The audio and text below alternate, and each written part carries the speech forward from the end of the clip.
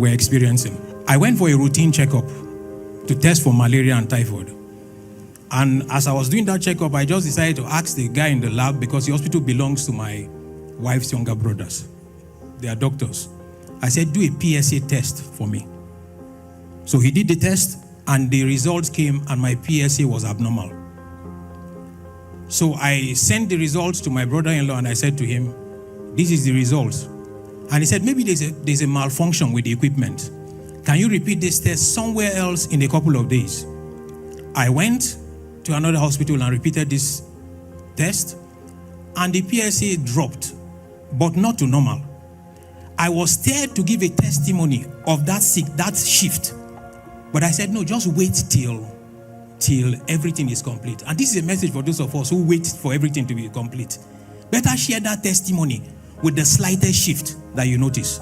They said, do a prostrate scan, and then it was discovered that my prostrate was enlarged.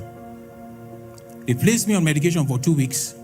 I was trusting God, but I was not very active in engaging that result with the blood.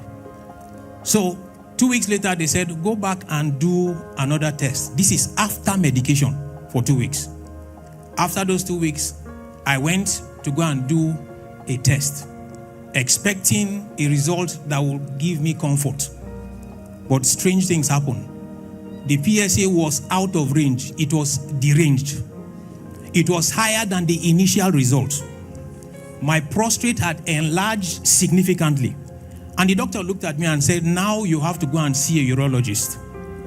And I was agreeing with him, but I said, listen, I've not spoken to my wife yet. And I remembered I'm on the fire altar. Now, going to see a urologist means that he will be advocating for science. Coming to the fire altar means our pastor will lead us to advocate based on the finished works of the Lamb. So I told my brother-in-law, he asked me that, where is this result? I said, give me 7 days.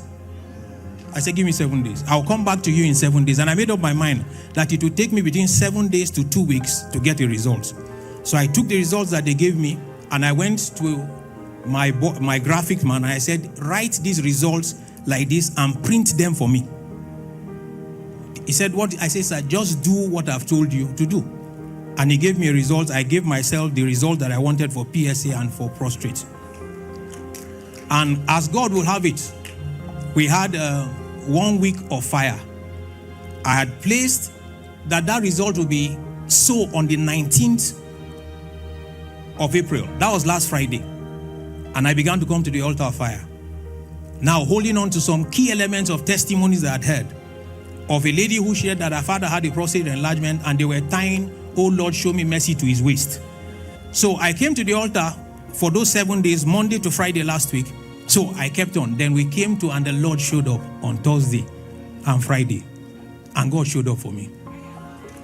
You know, pastor gave an instruction. Please, when instructions are given here, follow them. He said we should dance for 10 minutes on Thursday. He said we should take it again and dance for 10 minutes on Friday. For 10 minutes today, for 10 minutes today, hold the picture or whatever that looks, dress like what you're looking for, and dance. We will do it today. Come back for prayers tomorrow, and then we'll do it after the prayers tomorrow. So I stayed there. When they say 3 communions, I'll take 4. The 3 communions were as pastor directed. The 4th communion was for the results and my expectations. I'll pour it on it. I tribulated that paper with the blood and the body.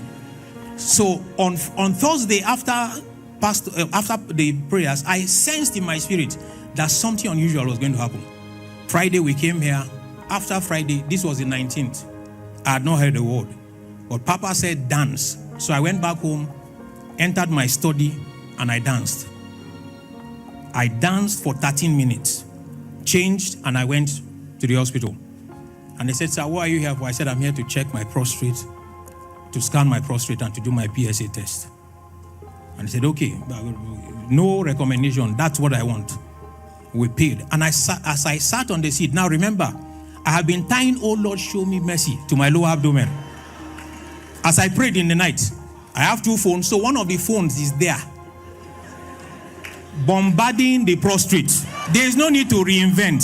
Something that has worked and produced results, just hold on to it. It has produced results here. It must produce for me. So it was there. Maybe 2 hours, it will be there. I'll be praying.